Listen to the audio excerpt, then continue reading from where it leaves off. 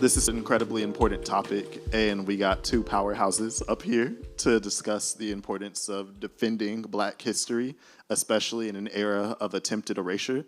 And so I want to give a moment for both Portia and Brenda to introduce themselves. And if they don't adequately introduce themselves of talking their shit, then I will have to talk their shit for them. So y'all are forewarned. Okay, well, I know.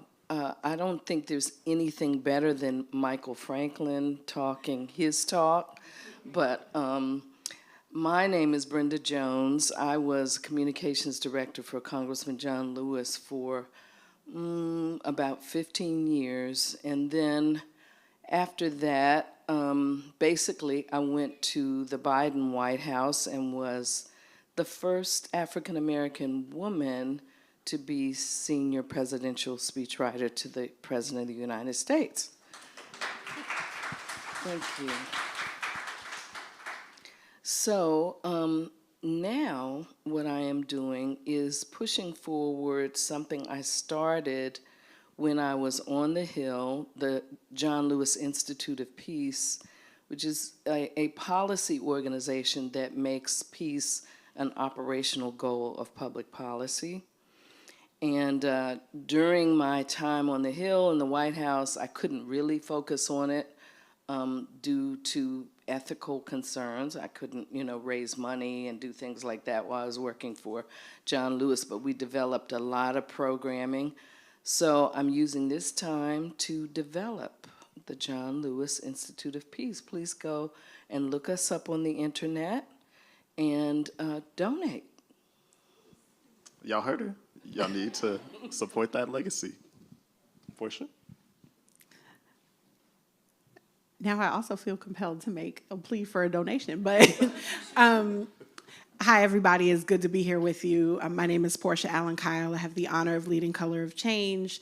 I'm a civil rights attorney by trade. Prior to coming to Color of Change, was in the Biden administration as a senior advisor on civil rights at DOT.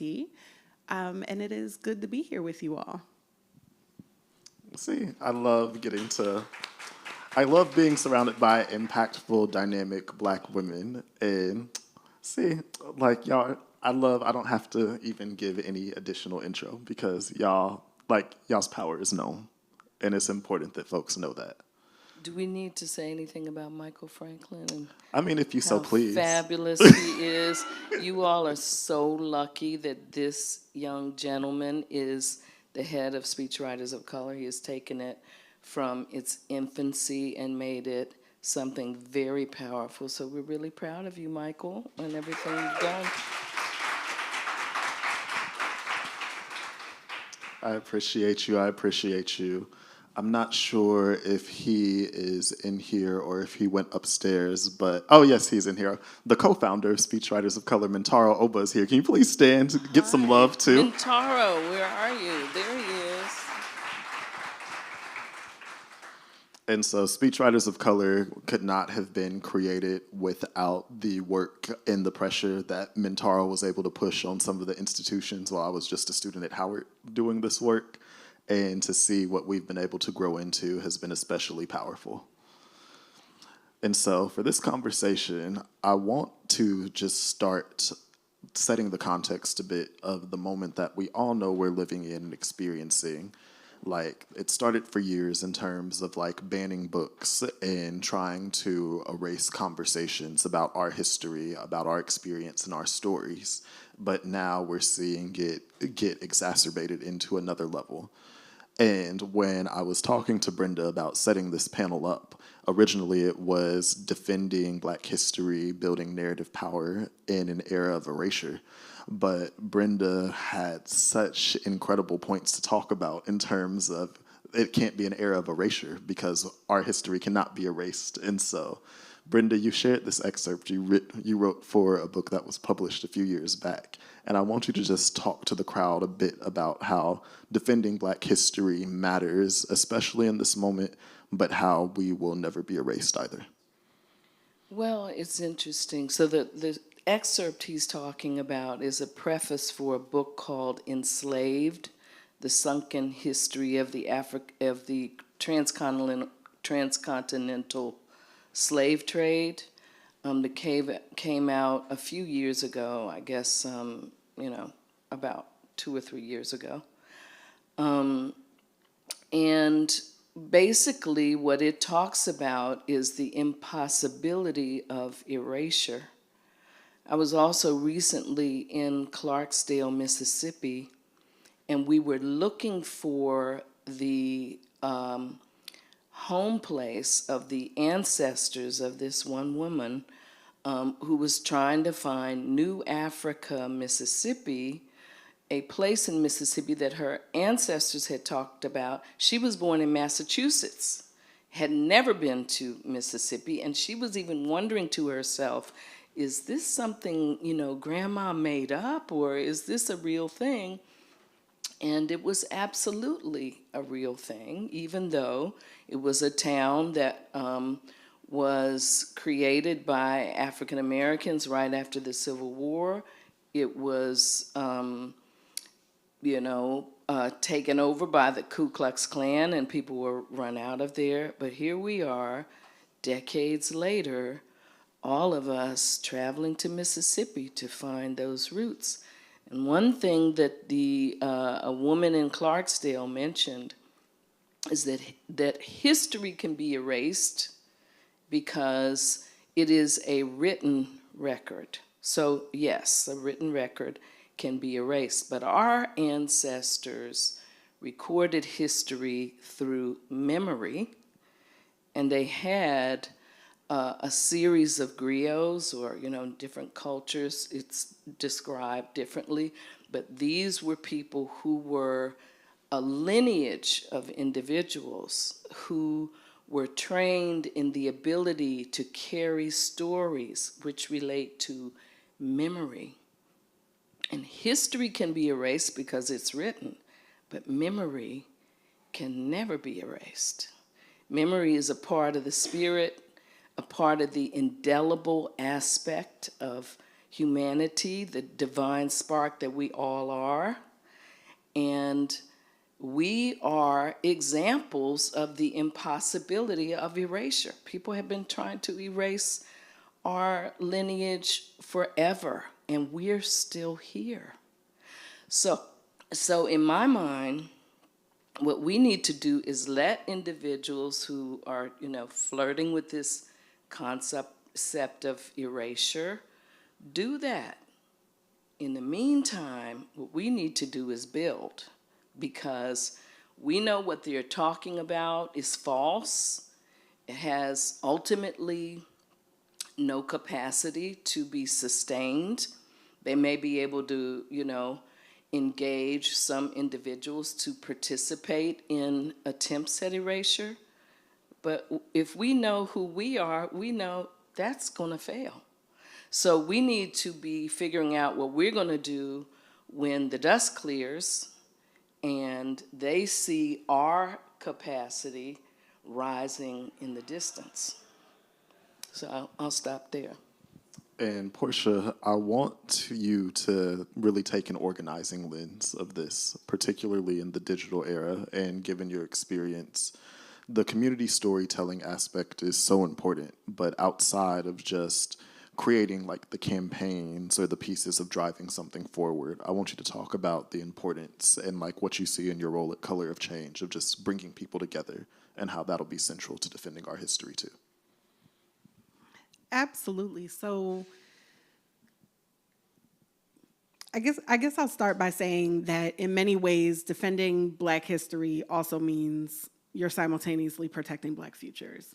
And so the convening, the organizing, the coming together, a Color of Change, organizing in joy is core to the recipe, and is core to the recipe because that is the foundation of the relationships, the foundation of the connection, the foundation of the interaction and the bases that we, we'll need each other in the fight that is to come. We'll need each other for the long term.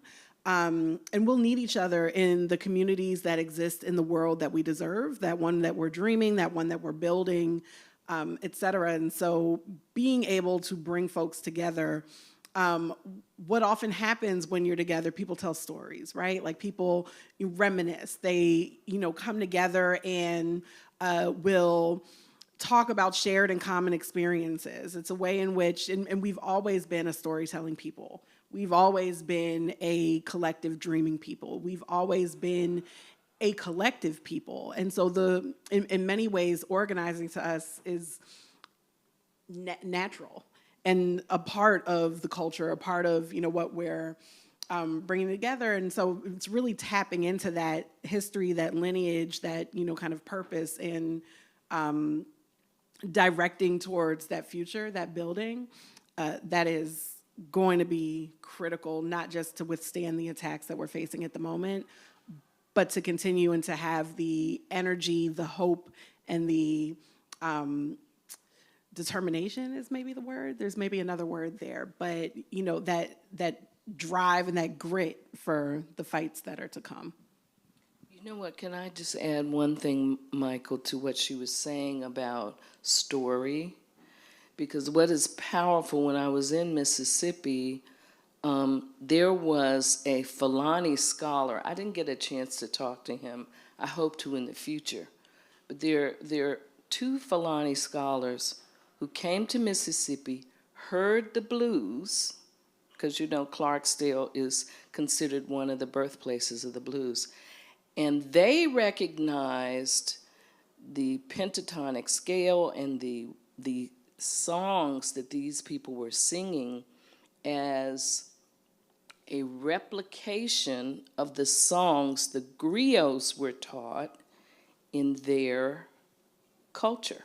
So all this time, all these, seas and, winds and everything that has separated our people from the culture of Africa, these individuals came in the 21st century and heard the very same melodies that they were taught to sing as griots.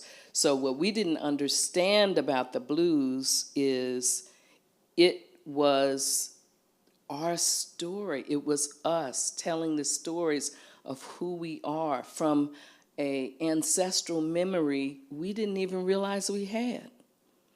So that, lets us know these things they hope to get rid of, they can never be erased. And we shouldn't, I don't think we should be worried about it. They should be worried about it because you can't build on something that's false. What we should do is let them do whatever they feel like they need to do, and in the meantime, do something real, like organize with Color of Change, or, build a black bank, or whatever, your business, invest in speechwriters of color. Continue to work and to build, because we're creators, we're visionaries, we're entrepreneurs, and we shouldn't let anybody tell us that we're small or insignificant. No, we are the foundation of this country, and Europe as we know it. So. And something I really, really like about both of y'all's answers in particular are, if y'all notice, the reframing in terms of, like, we're witnessing narrative power being wielded in real time, how it went from defending Black history to protecting Black futures, because that's a more offensive frame and a more positive story that can be told. And similar with leaning in on building versus defending, where it's something that folks can more actively take. And I think that's something that's always really important to recognize, especially when we're working on driving messages forward to support folks, because when we begin to frame the narrative in terms of a positive, active, agency-centered front of folks being able to have the power for what they're doing, it's something that becomes really beneficial and meaningful in terms of how we're able to tell stories on our own terms. And so one additional question is, oftentimes when folks are worried about the threat and attacks against Black history, folks tend to center and focus on book bans, but we know that it tends to go a lot further. And so I'd love to just hear from each of y'all, like, what are some other things that folks may not think about or immediately recognize, but are similarly different threats or attacks that our communities might be facing? I'm probably going to date myself a little bit, but when I was growing up, well, I'll probably date my godmother more than I'll date myself, but when I was growing up, my godmother, every time somebody Black was on TV, she would call my mom. Every time. And like when I was younger, it was like maybe, especially in prime time was like the hour to give the call. And so maybe it'd be once or twice a week, not counting sports or anything like that.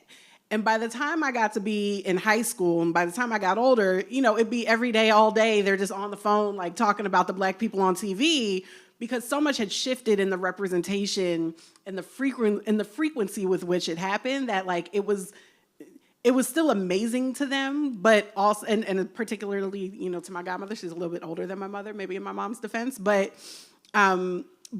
it was something that went from so amazing, look at this, it was rare, it never happened, to like now they just found the joy in the celebration of the thing.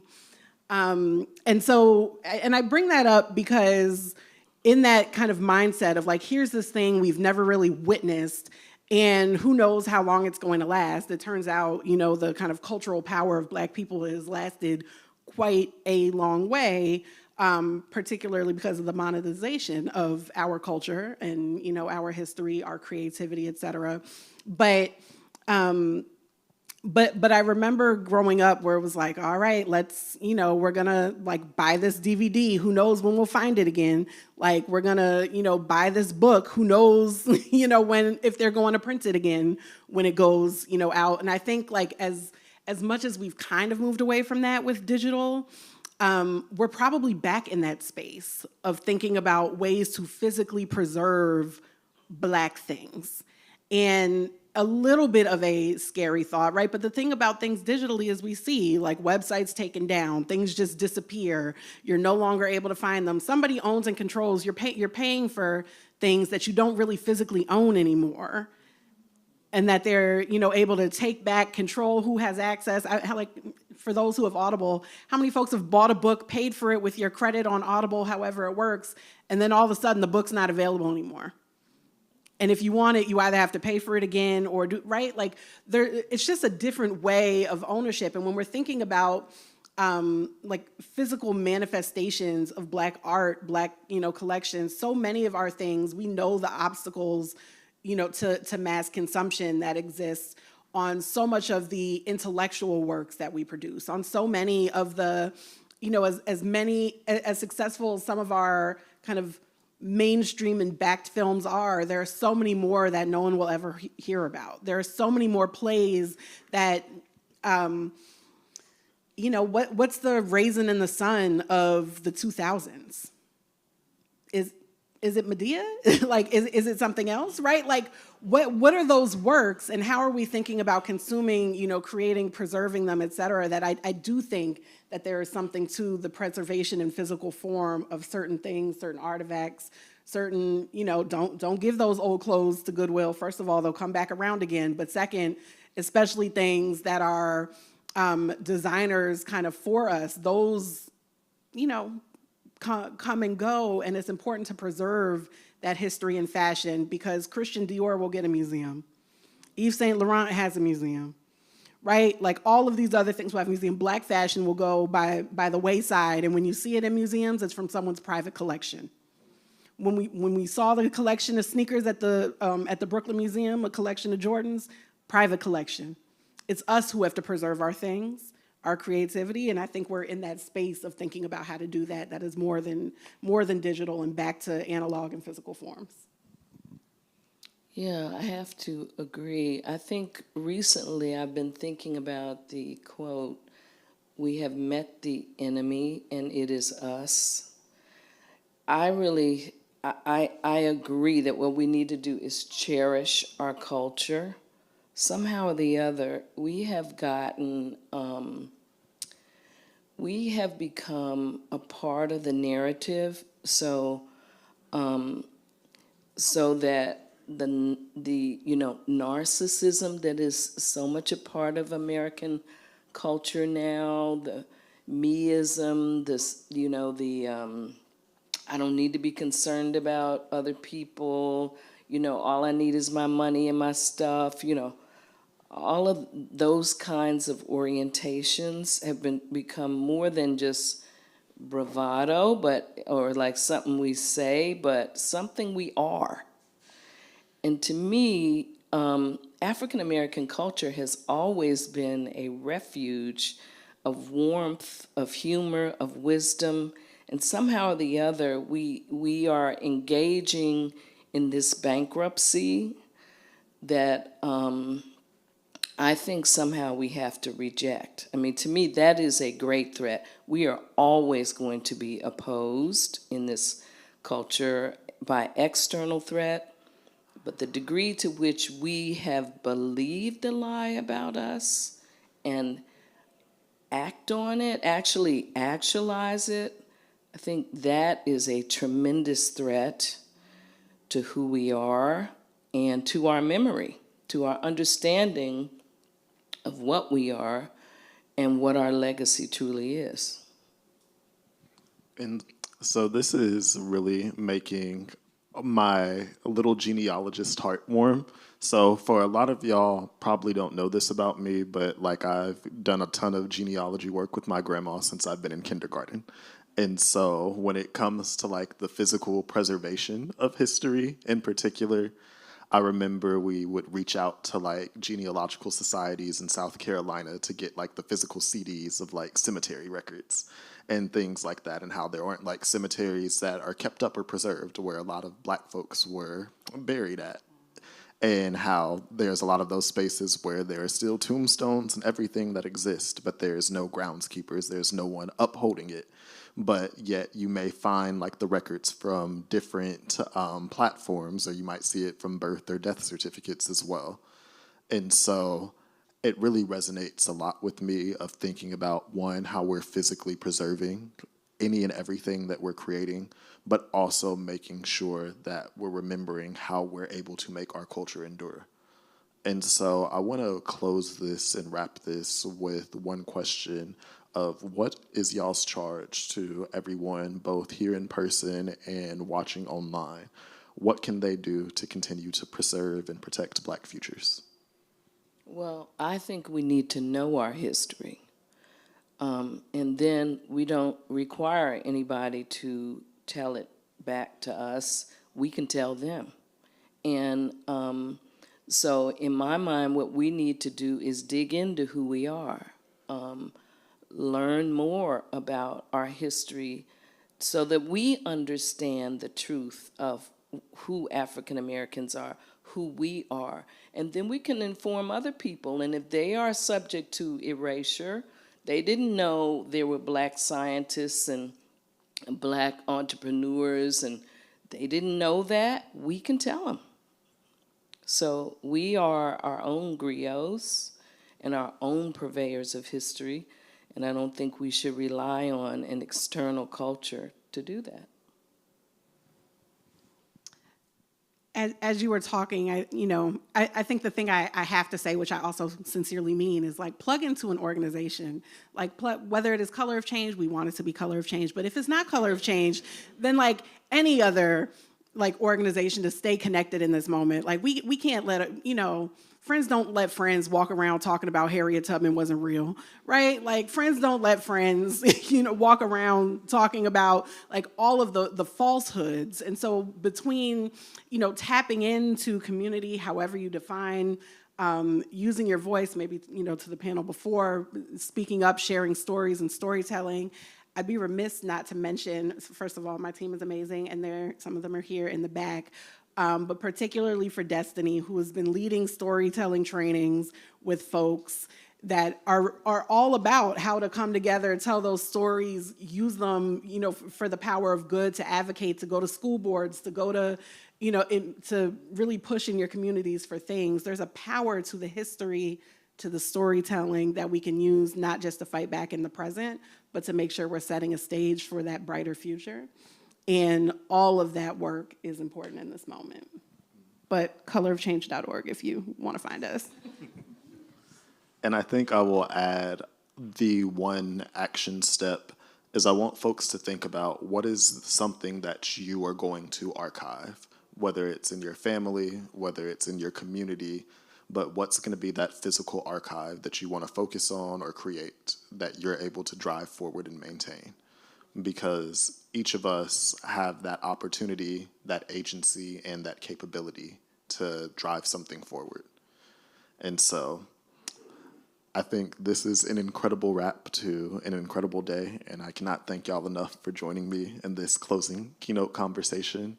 And let's show some love for these panelists, too.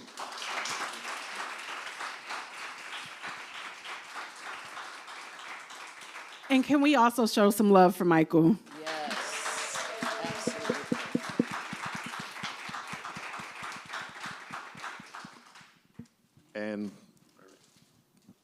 And with that, I once again want to give a big shout out to our presenting sponsor, the Robert Wood Johnson Foundation, for making this possible and allowing us this opportunity to be here. And a big shout out and thank you to all of our other partners and sponsors as well for showing up, showing out, and continuing to support this work. Because oftentimes there's not spaces for storytellers and communicators of color to come together to talk about our role in the work and talking about how we drive this work forward. So once again, thank y'all for being a part of this day, and we hope that you're going to continue to stay in touch and stay informed with our work. Make sure you check out speechwritersofcolor.com and make sure you're following us on social media, because we're going to continue to drive this work forward. And while a lot of speechwriters like to be behind the scenes, more and more we recognize that we're going to have to also be in front of the camera too, because it's going to take all of us being visible in our work one way or another to make sure that we're building a future that we believe in. Thank y'all.